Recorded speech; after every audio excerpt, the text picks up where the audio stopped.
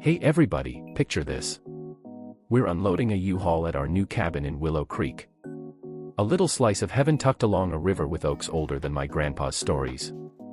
I'm standing there, boxes in hand, my kids looking confused, and my wife Sarah just freezes, her eyes narrowing like she's seen a ghost. 20 minutes later, that same woman's face is white as a sheet when a federal agent hands her an eviction notice. Yeah, you heard that right.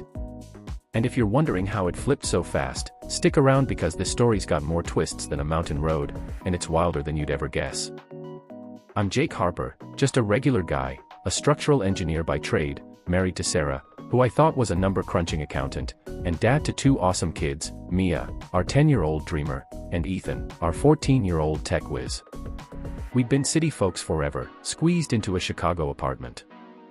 So, when Sarah's grandma, Clara, passed away, and left us this gorgeous cabin in Willow Creek, Montana, it felt like hitting the jackpot. The place was straight out of a painting, log walls, a wraparound porch, the river whispering in the background. We were pumped to make it our weekend escape, maybe even a future retirement spot. I was already sketching deck plans in my head, and Sarah, with her finance brain, was talking up the property's value. Our kids were over the moon. Mia wanted to fish in the river. It was perfect for about an hour. That's when Margaret Voss, the HOA president, came marching over like she owned the whole damn town. I'm trying to stay calm, unloading boxes with Ethan. But Sarah steps out, takes one look at Margaret, and I swear something shifts in her like she's sizing up an opponent in a boxing ring. "Excuse me, ma'am," I say, keeping it polite. "This cabin's ours, fair and square." Margaret just smirks, pulls out this official-looking document, and says, "This lot was transferred to the Willow Creek HOA in 2019, signed by Clara Evans herself." She holds it up like it's the Constitution, complete with a notary stamp and Clara's signature. Sarah steps closer, her eyes scanning the paper like she's reading code. "That's odd," she says, her voice steady but sharp, "because my grandma had a stroke in 2018 and couldn't sign her name by 2019. And is that a Voss legal watermark on your document?" Margaret's smug grin flickers just for a second, but she doubles down, waving her scanner, saying, "All my records are backed up in our digital database. QR codes don't lie." Ethan rolls his eyes so hard I'm surprised they don't fall out. And Mia, clutching Sarah's hand, whispers, "Mom, is she going to take our house?" That question from my little girl hits me like a punch to the gut. We barely unpacked and this woman's already got my kids scared we're going to lose our dream. Sarah kneels down, smiles at Mia, and says, "Sweetie, some people think they can push others around, but they don't know who they're messing with." Then she stands, looks Margaret dead in the eye, and says, "This conversation's done until you bring a real lawyer." Margaret's face turns beet red and she storms off, muttering about calling the cops and documenting everything. As she disappears into her house across the street, Sarah grabs my arm and says, "Jake, there's something I need to tell you, but not until the kids are asleep." That night, I'm tossing and turning, replaying Margaret's accusations, wondering what Sarah meant. "Jake," she says, "I haven't been totally honest with you." My heart's pounding. What's she going to say? She's got a secret kid, a gambling debt. Nope, it's bigger. Turns out Sarah's not just an accountant. She's been working with the FBI's Financial Crimes Unit for over a decade, going undercover to bust fraud rings. Clara, her grandma, wasn't just a sweet old lady. She was an informant who tipped off the feds about Margaret's shady HOA dealings 2 years ago. "Clara left us this cabin on purpose," Sarah says, her voice shaking. "She knew I'd come here and dig into Margaret's operation. It's not just about our house. She's been scamming families out of millions. And I'm here to take her down." I'm sitting there, jaw on the floor, trying to process that my wife's basically a secret agent. "Why didn't you tell me?" I ask, and I can't hide the hurt. She grabs my hands, tears in her eyes. "Because this work's dangerous, Jake. I wanted to keep you and the kids safe. But now that we're here, there's no hiding it. Margaret's running a money laundering scheme, funneling millions through fake landscaping projects and shell companies.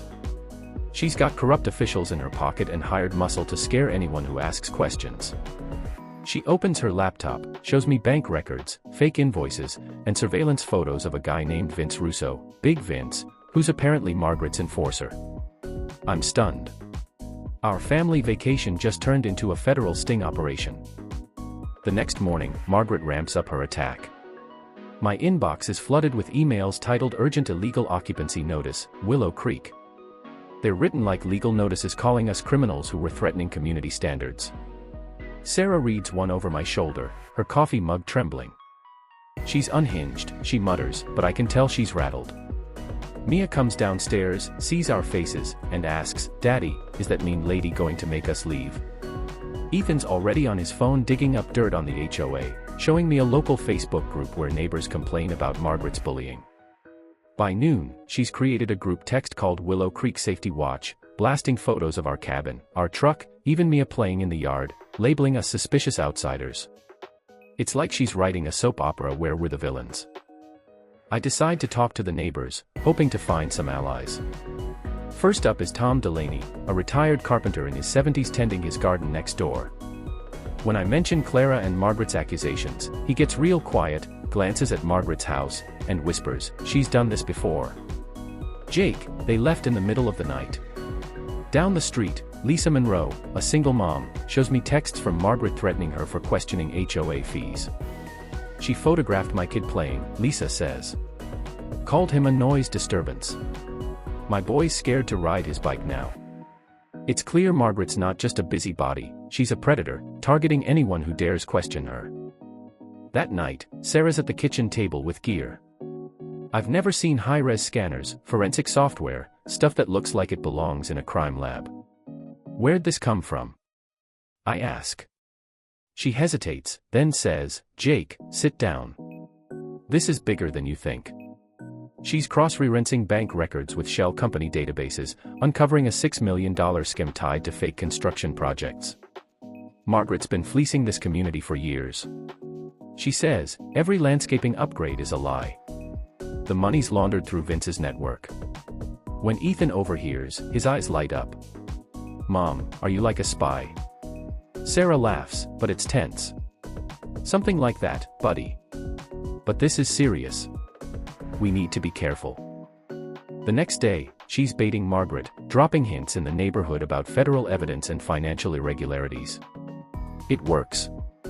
Margaret's losing it, hauling boxes of papers to her garage, shredding them like her life depends on it.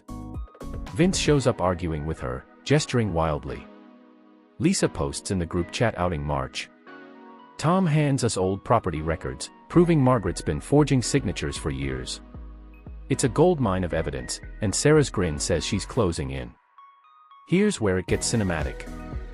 Sarah stages a public meeting with a real estate lawyer, loud enough for Margaret to overhear, talking about exposing the HOA's fraud. Margaret bites, showing up at our door with Vince and a nervous guy in a cheap suit, waving a federal eviction notice. She's practically shouting, "You're done, Harpers. This is a National Property Act violation."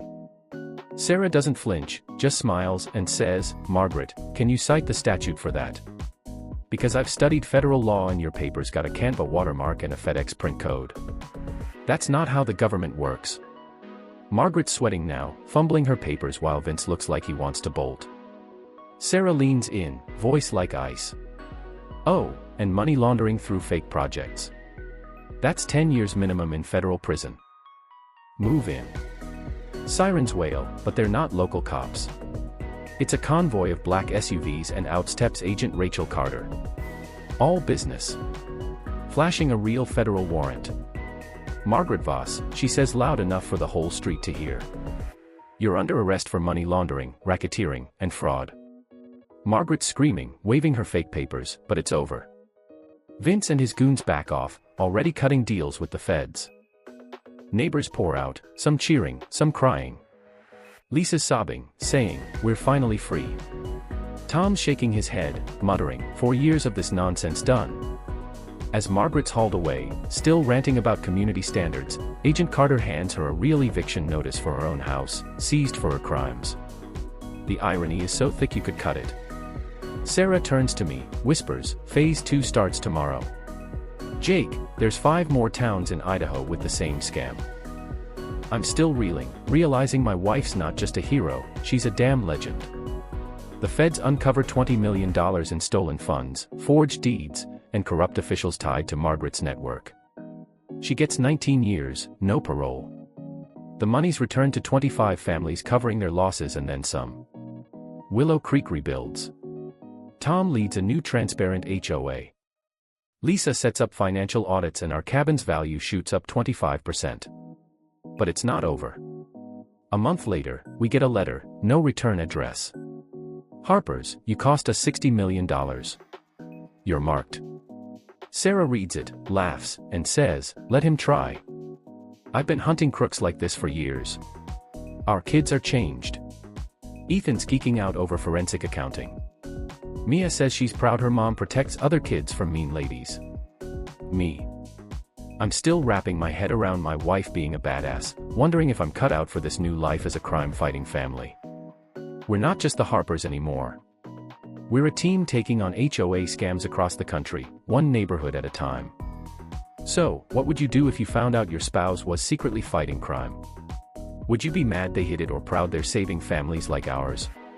Drop a comment. Share your thoughts. Have you ever faced a bully like Margaret or seen a community fight back? Hit that like button. Subscribe for more stories of regular folks taking down corruption. And let's keep these crooks on the run. Thanks for listening. Willow Creek stronger now. And so are we.